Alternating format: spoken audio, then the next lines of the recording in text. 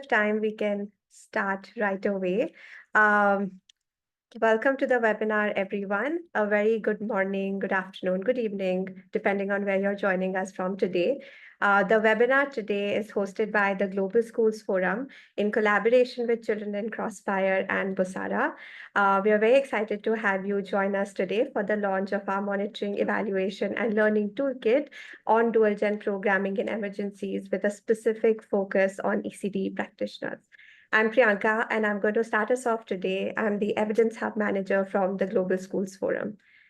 For those of you who are new here today, the Global Schools Forum is a collaborative community of non-state actors working to improve education at scale for children in low and middle-income countries. Currently, our network consists of 155 organizations working across 64 countries. This consists of standalone schools, school networks, and education support organizations. A little bit about the project itself. Like I said, this project has been developed collaboratively with Children in Crossfire and Busara and other various local partners that we have. But really why we came together was to understand a little bit more about what dual gen programming means and what this really looks like in the context of emergencies, given just the absolute lack of literature in this particular context. What we also really wanted to bridge was a gap that we were constantly hearing from practitioners about, which is regarding just lack of appropriate guidance on measuring outcomes for dual generations that includes both children and caregivers. Without clear metrics in mind, it becomes extensively difficult to plan and implement dual gen programming, and that's essentially the gap that we wanted to fill together. So with that in mind, we joined forces with Children in Crossfire. They're running a dual gen program in the fragile context of Voliso, which they're going to be talking more about in the webinar today. But just to step back and really spotlight on the incredible work that Children Crossfire has been doing, it is an international NGO that primarily works with local partners. They're currently working in Ethiopia and Tanzania to deliver early childhood education services, nutrition, clean water, health services to children and families living in extremely vulnerable contexts. We also collaborated with Busara, which is a behavioral science organization that is based in the global south and have been primarily developing solutions aimed at poverty alleviation. They supported us with technical advisory on how do you develop a TOC and MEL framework for dual gen programming and really how to set up systems for collecting outcomes on dual gen indicators. We'd also like to just take a minute to thank all the incredible local partners who supported us in this initiative, who otherwise work very closely with Children in Crossfire in their dual gen program. We worked with St. Luke's, which is a hospital that runs therapeutic feeding units and runs health and nutrition workshops for parents. Maydot, which is a local partner that has been working with extensive experience in running ECD centers, providing BSLA support and delivering responsive parenting workshops. And lastly, we'd like to thank Addis Ababa University for all their support in translation, training, and data collection during the field testing phase. A little bit about how we developed the toolkit. We developed the toolkit using a multi-phased approach, which involved an extensive desk research exercise and in-person workshop where we developed the TOC and MEL framework and a field testing activity that was conducted to simplify and contextualize the tools and resources that we had developed, which happened in the urban Voliso Voreda. So really, why are we here today? What we are interested in doing over the next 1 hour with you are like threefold objectives. One, we really want to share everything that we have learned about dual gen programming and specifically what that looks like in the case of emergencies with all of you. Second, we want to take this opportunity to present a MEL toolkit that we have developed, codifying all of our learnings in a way that other practitioners can benefit from it, and really to answer any of the questions that you have on the package that we have developed. And third, we hope to leave you with some practical insights that you can then integrate in your own programming and further your work in this area. Without further ado, I want to take this minute to introduce our incredible speakers. We first have Dr. Joan Lombardi with us. Many of you would already be familiar with her work. She's been an advocate for ECD for many, many years now.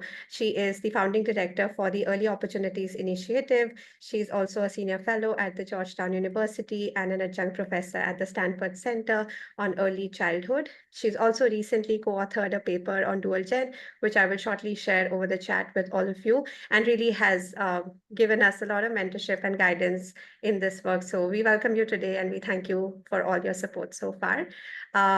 We also like to welcome Kanupriya Junjunwala. She is the head of education and MEL from Children in Crossfire, but really brings about 2 decades of experience working in international development, primarily in ECD.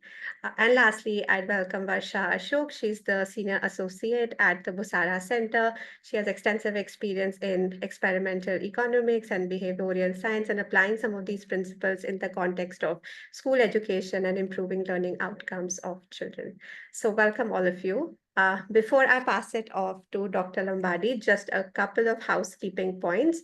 One, the webinar is being recorded, and we'll be sending a link to this webinar with all of you shortly after the event is done.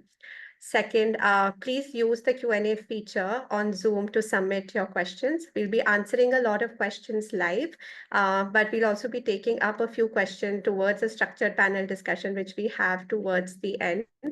So please remember to continuously share your question and answers with us. In case you're using the chat feature to submit your question, please signpost it as a question so it's easy for us to locate it and then further pose it back to the panelists. And lastly, we have a poll that we're going to be launching towards the end of the session. This is really to get your feedback on how the session went, but we're also collecting information on if you'd like to stay connected with us in the future to gather additional support in contextualizing this toolkit to the programs that you're running. This will be your opportunity to express your interest. So we'd strongly recommend your participation here.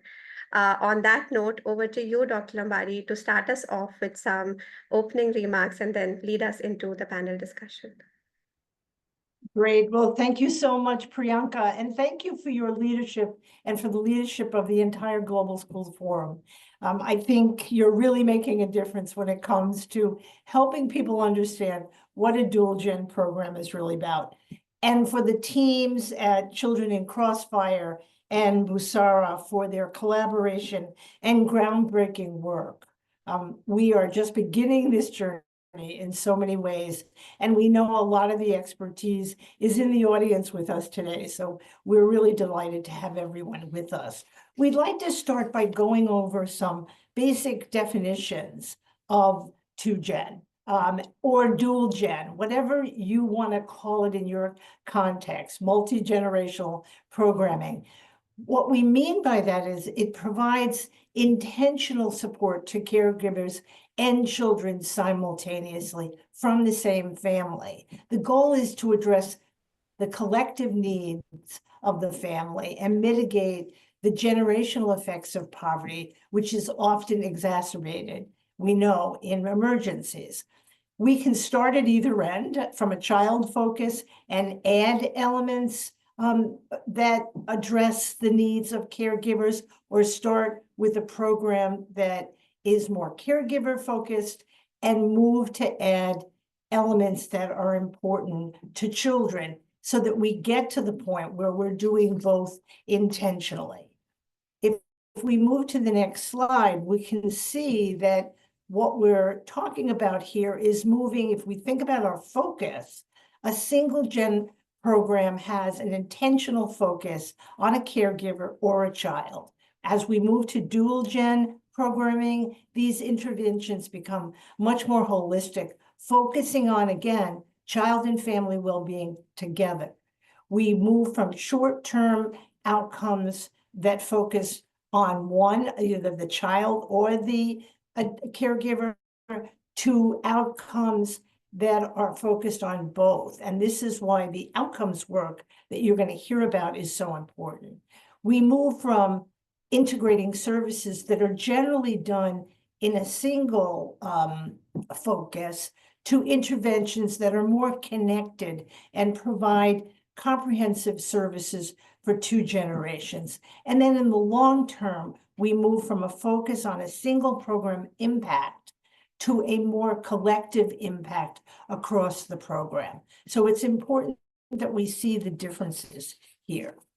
As we move on to really look at the principles that guide a two-gen or dual-gen approach, it rests on 6 foundational pillars.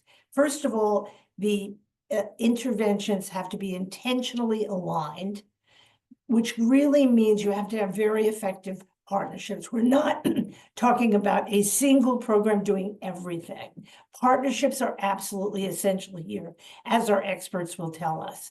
It has to be timely and frequent engagement. We know intensity matters. It has to be responsive to the context. So this is not a cookie cutter approach, and it has to be designed with a long-term view.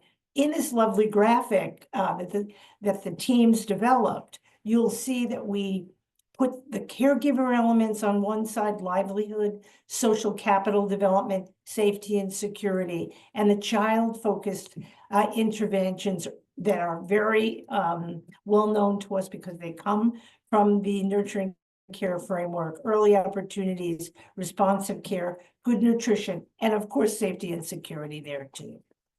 If we move to the emergency context, which is really where we're focused today, you know these statistics better than I because we all live them every day. 324 million people in the world live in emergency-affected contexts in extreme poverty. They account for almost half the world's extreme poor.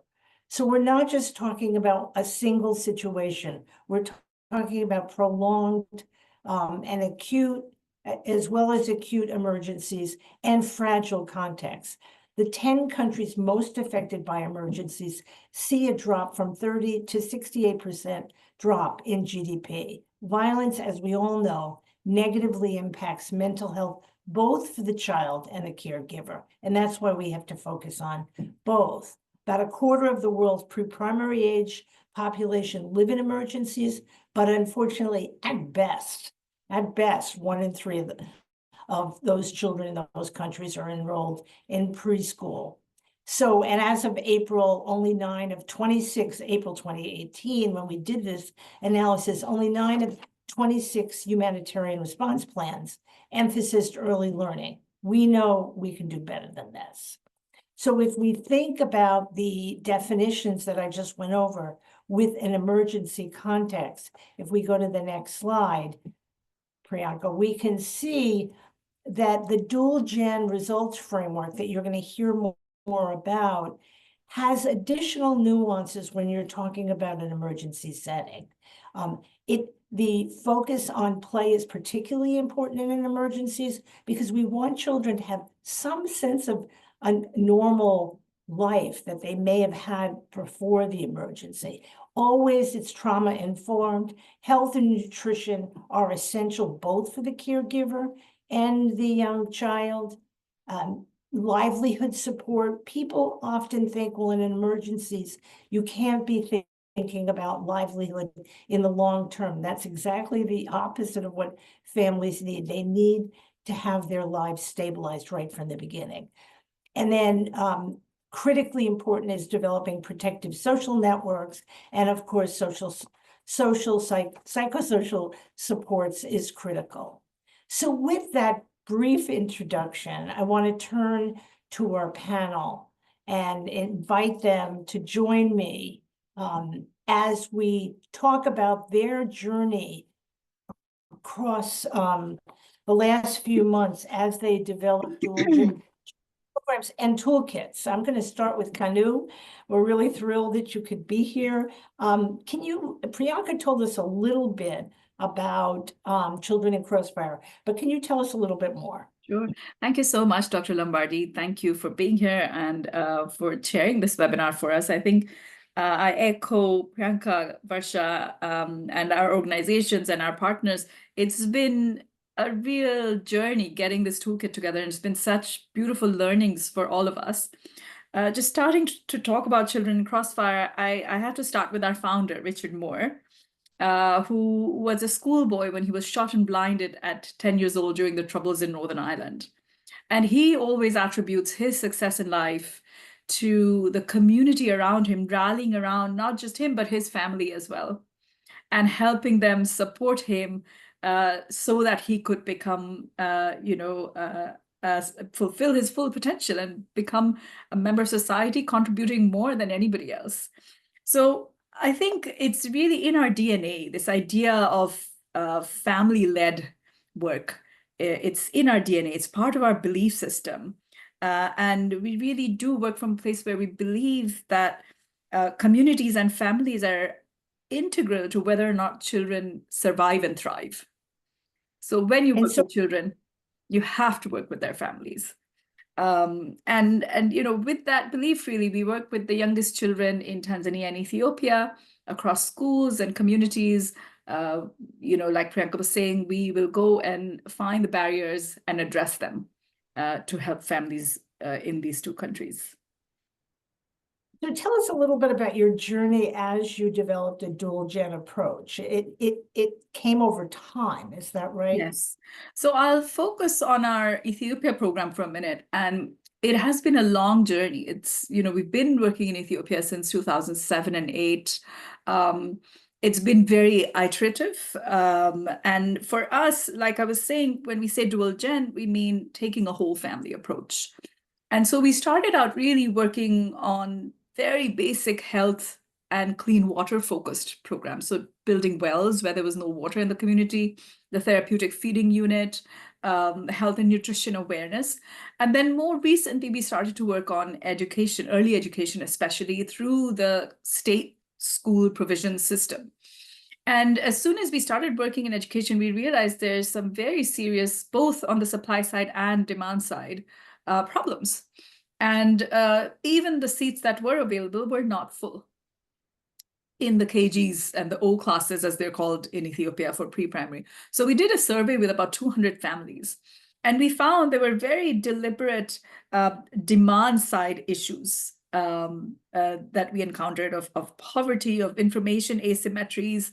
And so then we said, okay, let's build it out so we have all of these community components in our work as well, of the responsive parenting, of the VSLAs for the livelihoods.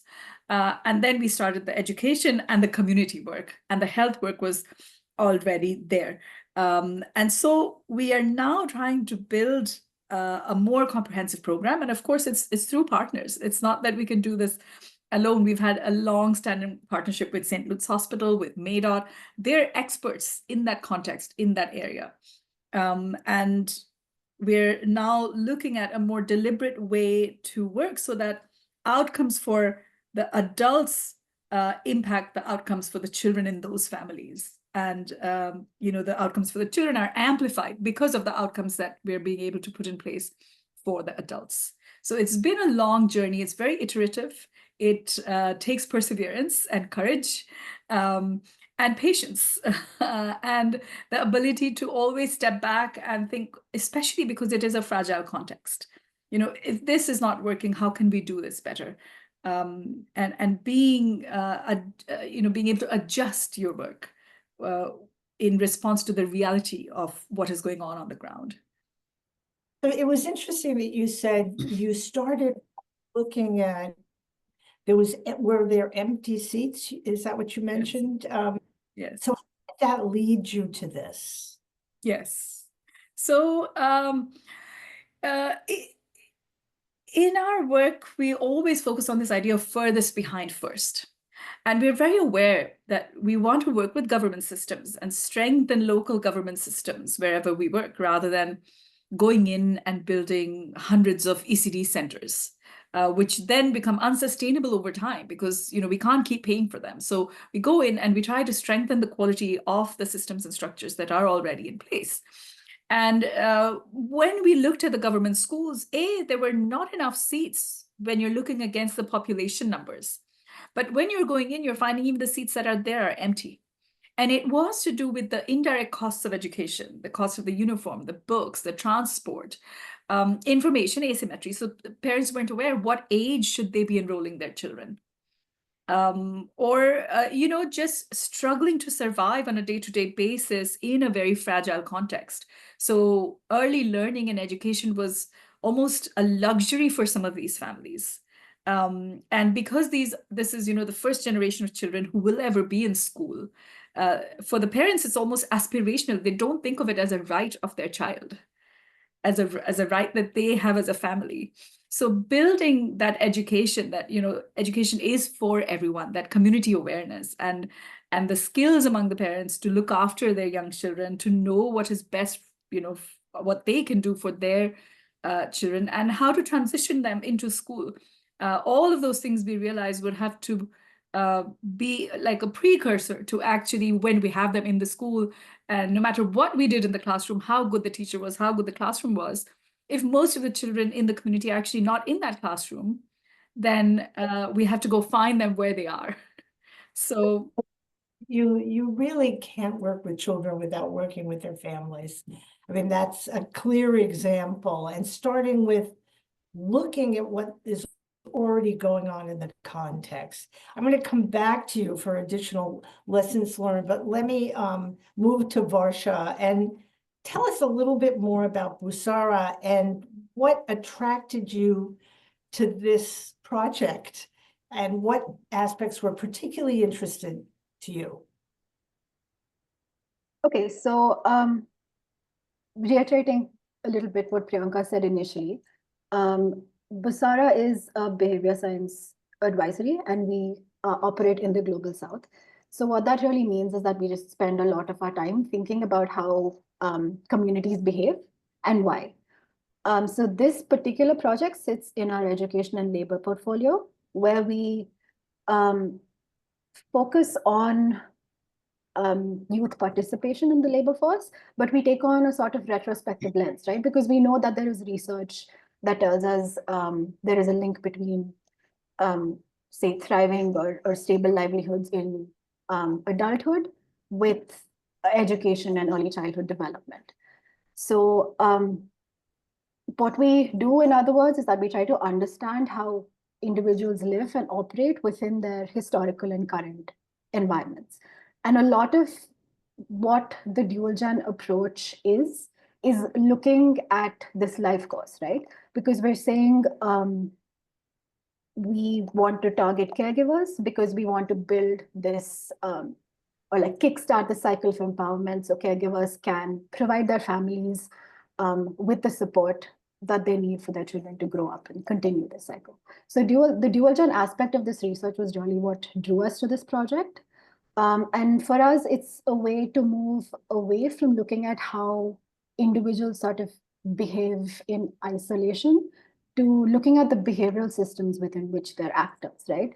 So the most interesting thing about this project, at least to me, is how these systems impact behavior, specifically in relation to families and what that means for future generations in these families. So interesting, because you can't separate things. It's a system. A family is a system. So one part affects the other, and you're making that so clear. And sometimes it's very difficult in starting a dual gen program to think about what are your outcomes for both the child and the family. How do you define those? How does a monitoring and evaluation and learning approach differ from a traditional approach? So following on my previous answer about kind of a behavioral system, MEL for dual gen kind of forces you to think about your program activities as kind of like this ecosystem of efforts towards an impact, rather than individual interventions looking at singular outcomes. So you're kind of forced to look at the community that you're working with as a community, which we tend not to do because applied research is difficult, especially if it's in a low resource context. It's difficult to find data, to get in there and actually collect data and things like that. So what DualGen brings into focus from a research perspective is these secondary effects that we tend to kind of set aside in research. So what I mean by that, for example, is say you're running a caregiver-focused intervention where you're trying to provide skilling for caregivers so that they can secure jobs.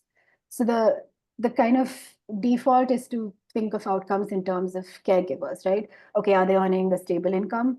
Are they able to hold a job for a long time, for a year? And then any kind of fallout of that, whether it's positive or negative, is considered outside the remit of the program. So what I mean by that is a program like this, if it is single gen, is not going to consider the impact of financial stability on a young child in that family. It's not going to consider how their immediate environment is impacted, how they receive care from their parents, the quality of education they have access to. And what dual gen forces us to do is to bring that into the remit of programming, the remit of monitoring and evaluation. So when we're looking at impacts, we're looking at child impacts, no matter how far in the future they are, whether they're a year in the future or 3 years in the future. We're looking at caregiver-focused activities within the context of their families and their communities and their children. So to put it in simpler words, it's this intentionality with this long-term view that, like when you talked about livelihood opportunities and when Kanupriya talked about like iterative processes of understanding where families are at and why they're not receiving certain services, it's intentional long-term views of programs and intervention activities that sets dual gen apart. That's really interesting. And it's thinking about those outcomes from the beginning of the process and not, I think we start programs and then we halfway through, we know we have to think about the outcomes and do it first. I know you're going to walk us through the toolkit in a few minutes, but can you tell us a little bit more about the process you use to develop the outcomes and what lessons you learned? So I think the process itself, if I were to break it down, it would be something that if someone's try to define outcomes for their program, it would seem the same. But the reason that this is so different is because overarchingly what we did was hyper-local. So just to give some context to our audience, Children in Crossfire, along with their partners, MEL, St. Luke's, and Posada, had a series of in-person workshops actually in Addis Ababa, where we spent all of our time really trying to understand the program, like understand what implementers and program staff did on a daily basis, what that meant for the program, and how all of these different areas of activities kind of come together to give young children access to education and play-based opportunities. So in most programs, involving stakeholders people tend to think of it as like a good to have, but in a dual gen program, it needs to be the top priority, especially when you're working in an emergency context, because emergencies are characterized by little to no institutional support. So our understanding of what was happening in Valiso, how the Valiso program was being implemented, how we might collect data was very much based in the lived experiences of Children in Crossfire, MEL, and St. Luke's.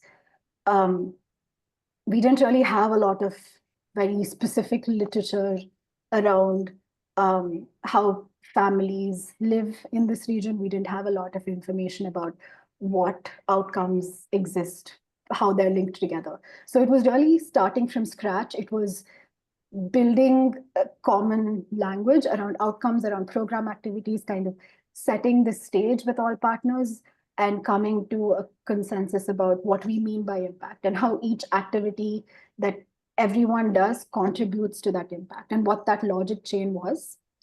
And I also think it was a lot. It was a lot of us just kind of sitting back and listening, which sometimes as program designers, as like researchers, it's a little difficult to do because, you've read all of these things, but in the end, you're not the expert there.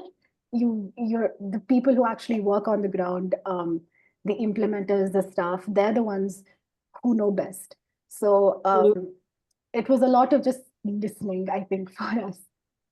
I think this is a very important point, though, for everyone that's listening. What I'm hearing is people step back. They took time to look at what they were already doing. They thought about an approach that would get outcomes for children, families, and the whole community. And that process is so important. I'm gonna come back to you because I know you're gonna walk us through the toolkit, but I want to ask Kanu to come back with us. And you talked about the preschool program, the kindergarten program. How did you add livelihoods to that? How did you add, because that was your base, add the adult part of Sure. it.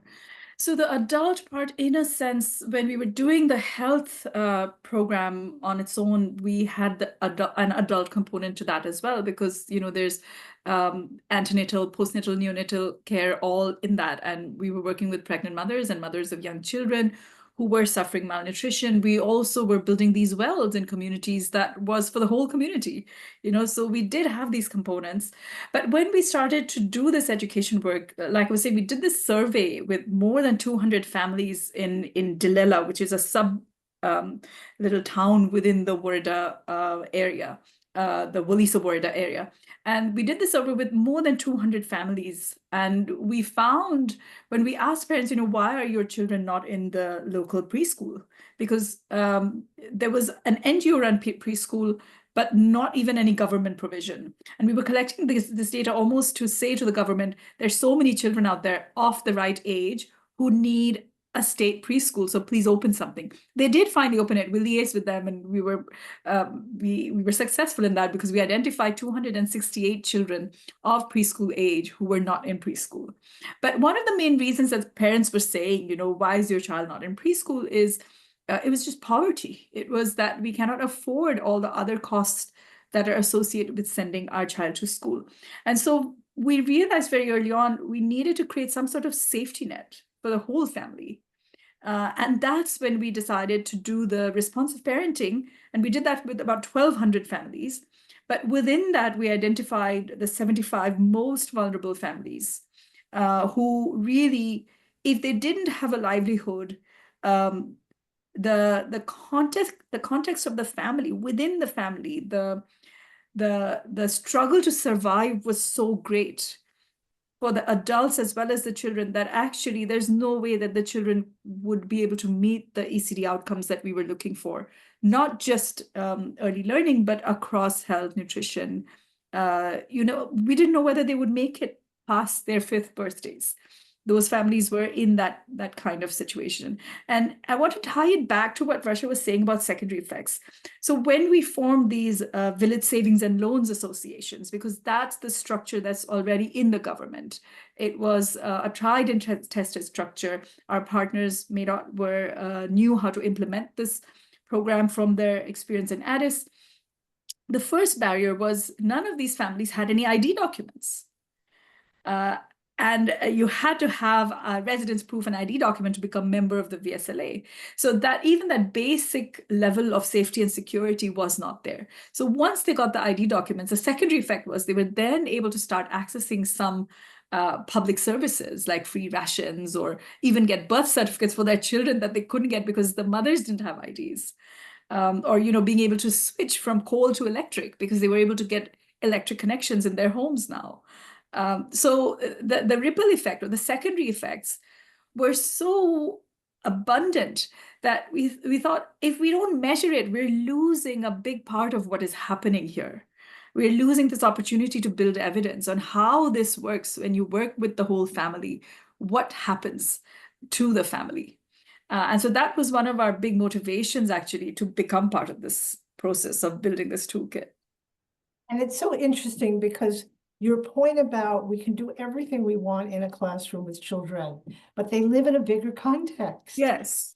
That economic reality of families is going to affect them every day. So I want to just ask each of you quickly before we move to Varsha walking through the toolkit. If someone's listening, how do they prepare to implement a dual program? In a nutshell, what are the prerequisites you recommend?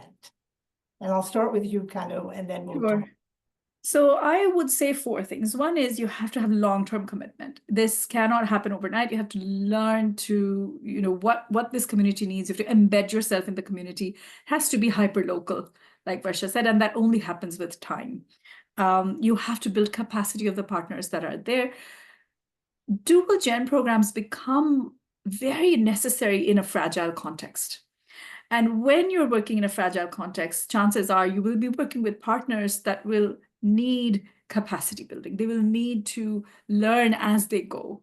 And we have to have a partnership where we're constantly learning together. Then, of course, is the community engagement. Like I said, you have to be completely embedded in the community, learn the context.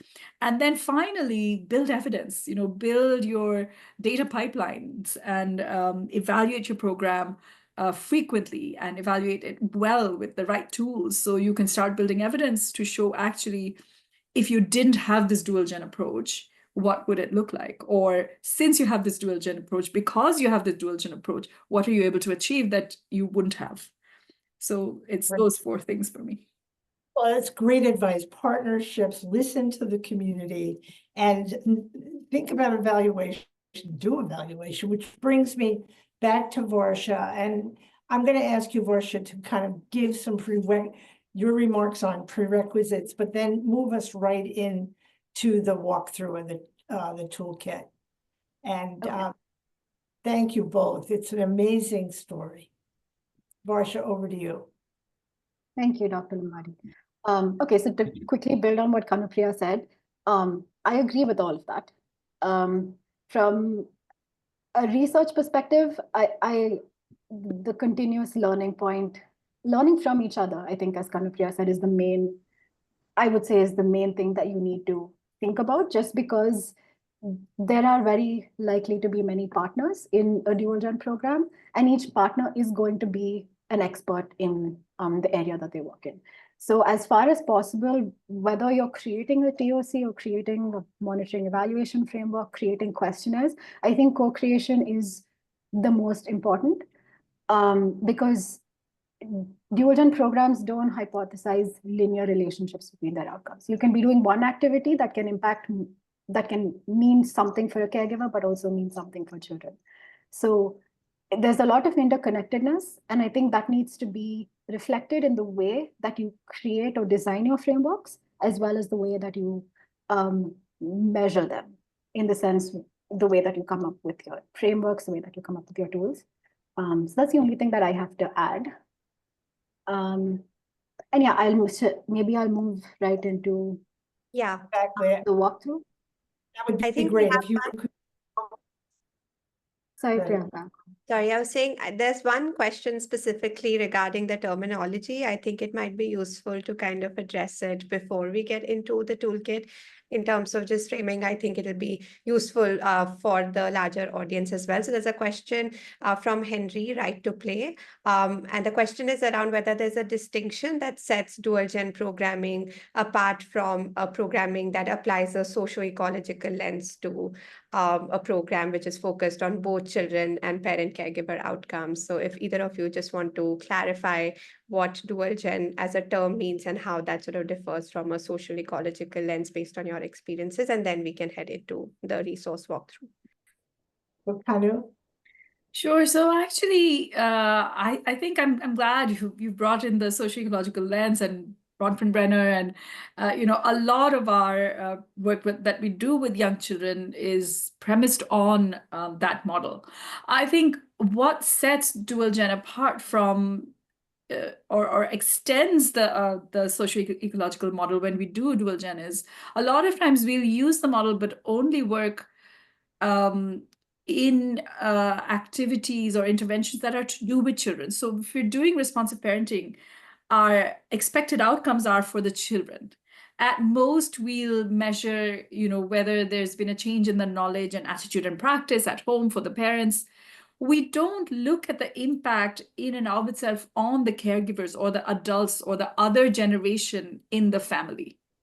So even if we're doing capacity building of system actors, of teachers or of school leaders, of local government, they're all part of that socio-ecological model. And you can be very well embedded and take that approach, but not do dual gen, because actually the only thing you're looking at is outcomes for children. And any other outcomes are a means to that end, the child that's in the center of that socio-ecological model. What we're saying when we're saying actually when we do dual gen is there's outcomes that are valuable in and of themselves for parents, which eventually will have an impact on the child also, because the child is within the family unit. But that those outcomes for parents are equally important, even if they may not directly look like they have an outcome on the child. So the health outcomes for the family, the parent having an ID, a national ID, or the parent being able to earn money and be independent and having a better quality of life in and of itself is not just a means to an end, but also an end, for that family. I mean, perfect answer and perfect question, actually. Yeah, if Yuri Brofenbrenner was with us, he was the original thinker around a multi-generational approach. I think what's happened over the years is we've programmed around just one part, either or the adult, and we've forgotten the integration. So we can have much more conversation about this, I think, as the journey continues. But that's a great question, and I'm glad it came up.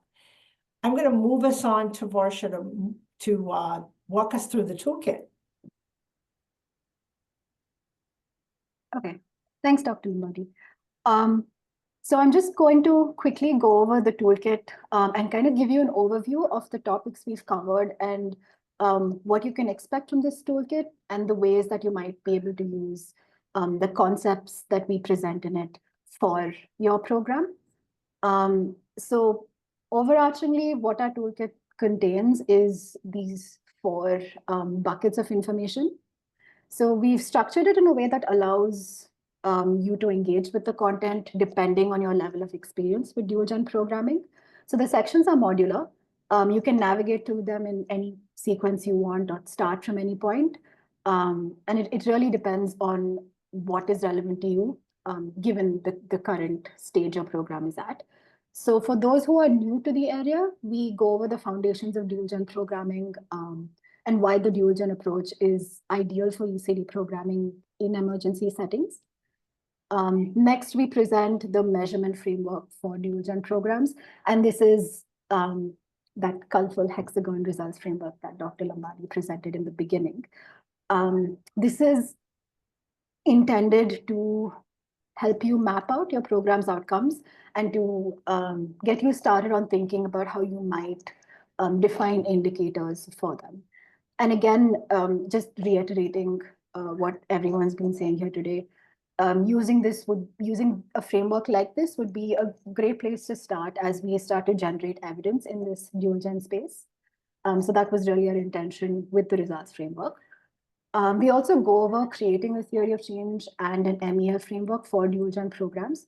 So if you're familiar with traditional TOC and MEL frameworks and practices, you'll notice that this section of the toolkit will highlight how dual gen programming requires a slightly different lens through which to look at theories of change and monitoring, evaluation, and learning. What you'll notice is really the focus on interconnectedness and how you might be able to start thinking about this interconnectedness within your program. And finally, we include our learnings from the WILISO program. And I encourage everyone to read this because it's a really great case study on how Children in Crossfire started this program, how far they've come from when they started it, and kind of the journey that they've been on and are continuing to go on with their partners as they continue to iterate and revamp their program based on the needs of families. So what you'll find also is a list of downloadable templates and resources that we present throughout the toolkit for you to use and kind of take the information that we've given you and contextualize it to your program. There are some highlights of our toolkit. So you'll find in each section, well, at the end of each section, there's a reflection exercise. And these exercises are designed to help you identify how the core concepts that we present might apply to your environment and the environment of the families that you're working with. You'll also find, like I said, these downloadable templates for you to work with. So you can access either the empty templates where you can populate specifics about your program, or you can also access frameworks with these detailed dual gen specific pointers that will help you think more about how you might want to integrate activities in your program and think about them in terms of outcomes and impact. And finally, we have supplementary materials. Wherever you see this little icon on the page, it's going to take you to different resources that we've used to build this toolkit. So for moving on to who this toolkit is for. So we frame this toolkit in a way that makes it beneficial for practitioners working in early years programs in low resource settings. That being said, we do recognize and acknowledge that vulnerabilities exist even in stable contexts for low resource populations. So we've taken a broad view of what we mean by low resource here. So essentially, if you're running or intend to run a child or caregiver focused program, or you're already implementing a dual gen program, you're likely to find this toolkit very fit for your purpose. Lastly, one motivator for us to create this resource in general is kind of the lack of literature and direction in this space. Again, especially in emergencies and low resource settings. So our hope is that you might find this useful as someone who's interested in working with families and improving how they live in emergencies or poverty contexts. And with that, I'll pass it back to Priyanka, who will tell you how to access the toolkit. Awesome. Thank you, Varsha. So the toolkit is available on the GSF website. I've also left a QR code here for all of you in case you would like to access it directly. There's also the web link that has been provided here, and my colleague Tejaswini will also share the direct link for the toolkit on the chat right now. So with that, we'll very quickly move into the Q&A. I think we still have about 2 questions which have been left unanswered. The first one is perhaps for Varsha, where someone's asking around a future direction for research on dual gen. You just talked about how there's lack of literature and guidance and direction in this area. So where do you think the future direction should be, and what are some of the things others who are also interested in doing research in this field should be focusing upon? So what we've put together right now in the toolkit is really, like I said, like as broad as we could get in terms of a results framework. But talking about low resource settings alone, we do know that even within communities, there are inequalities that exist, right? So future research ideally would highlight that, help us understand a little more about how dual gen programs themselves might impact different groups of people differently, right? So for example, we know that in most low resource settings, women don't have outcomes that are similar to men. And that in some cases, women might need different types of services and programming in order to achieve that same level of outcome. So ideally, future research would focus on these marginalized groups and try to understand how we might either tweak the services that we're giving them or deliver services that are completely new, so that we are able to bring equity in our outcomes. That makes me think, you're saying that, Varsha, also makes me think how important it is to have rapid cycle research that is done for improvement, not just to look at impact further down the line, to look at what's happening as you're developing the program and make adjustments. And Kanu, I think you recognize that in your remarks.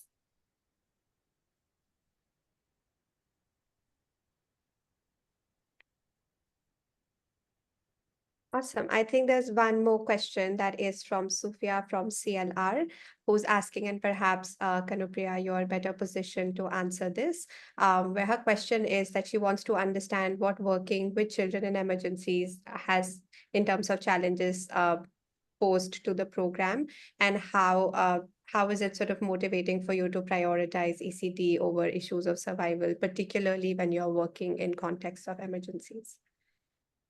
So the question is in two parts. I'll answer it as in two parts. The first is, what are the additional challenges you face when it is a fragile context? I think the challenge for us, and if I talk from my experience, you go into any context with some assumptions based on your previous work, what you've done in the past.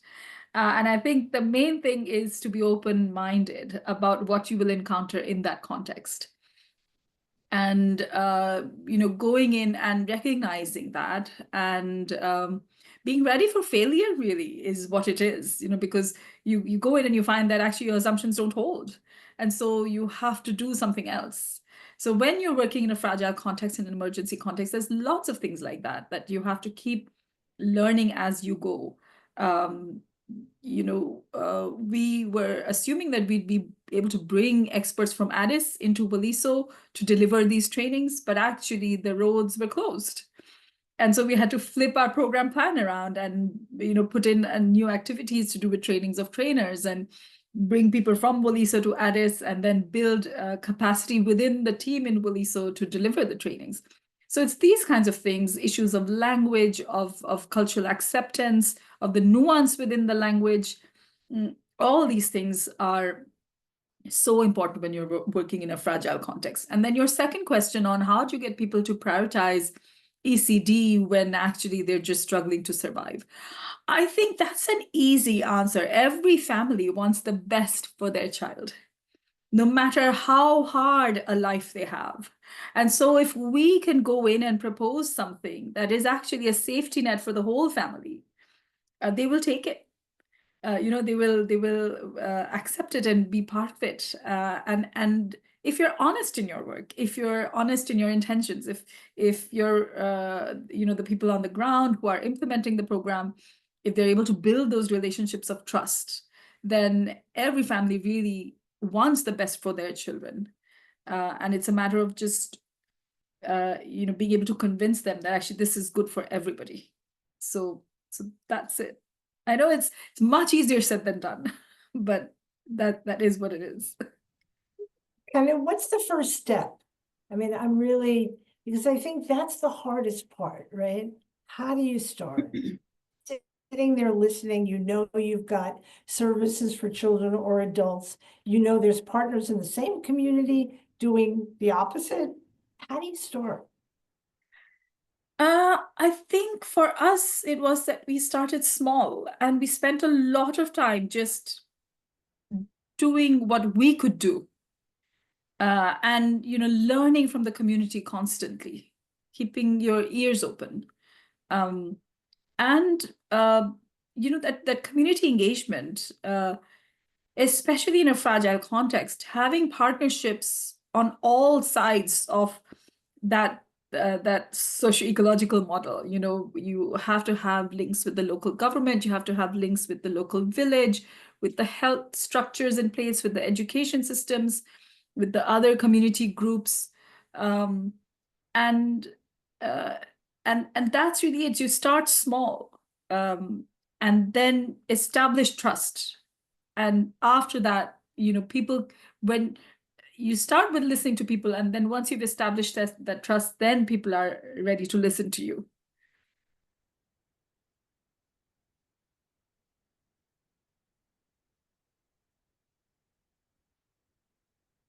Varsha, any final comment here? So I don't, I know as I've kind of been able to see what Kanapriya means by, talk to people, listen to them, because a lot of what we do is research. So we're kind of a little behind the scenes. But when we actually did get to sit down with children across fire and the partners, I think that sense of that sense of trust was definitely there. All the partners that were in that workshop with us were very open to sharing their experiences with us, and it was for me it was a very enriching experience, because we don't work a lot. We don't work in implementation. We don't work directly with running programs day to day. But I can see how the just being just by the way that people were talking with each other, I know that this is something that has been established. And while we were designing this toolkit, it was something that Kanupriya was always bringing up and saying that the difference here is that we're working with so many partners across all of these work streams. And it's very important for everyone to understand why that final goal for us is ECD. It doesn't mean that if you're providing therapeutic care for children, you have nothing to do with the ECD outcome. It just means that for a child to be able to achieve that outcome, they need to be able to receive all these services. They need to have it accessible to them. And I think that understanding was there among the partners because they have that level of trust and that level of like that rapport with the families that they work with on the ground. So I think it kind of goes upwards, right? The families work with implementers, and then implementers come and share their experiences with us. And I think it was just all around a really wonderful environment to work in. I love the way you put it's the well-being of the child that you keep in mind, but you do that through the well-being of the family. You have both of them at the same time. I'm just going to leave my part of this with a summary. I'm so impressed with all of the effort here. We're all learning together, and I think that's what the Global Schools Forum brings to us, is this opportunity to be a learning community around this. I love the kind of said, you make mistakes and you learn from your mistakes. We try to push our mistakes away, but we have to learn from them, right? I think that what's different here, and I think a lot of people that hear about 2Gen think, well, what's really different? What's really different is you're intentionally working simultaneously with a child and a caregiver. And not that one part of your program is working with families here and children here, but it's the same families, and that you have this outcome framework, and that you're learning and adjusting along the way. So, personally, I want to just thank the entire team for their amazing work and for helping us along this journey. We've got a long distance to go. Thank you. Over to you, Priyanka. Thank you, Dr. Lombardi, for those words. Thank you, everyone, for joining us and for your acting engagement today. Before you drop off, we do have a poll for you, which we'll open in just about right now. Tejaswini, if you could open the poll for everyone. We'd love for you to take this poll. This will give us feedback on what we can do differently going forward, or just give us more information on what worked. But also, there are a few questions that are specifically related to whether you'd like to get further support in contextualizing this toolkit to your own programming. So if you are interested, please do leave your name, your organization's name, and your email IDs with us, and we'll get in touch with you shortly after.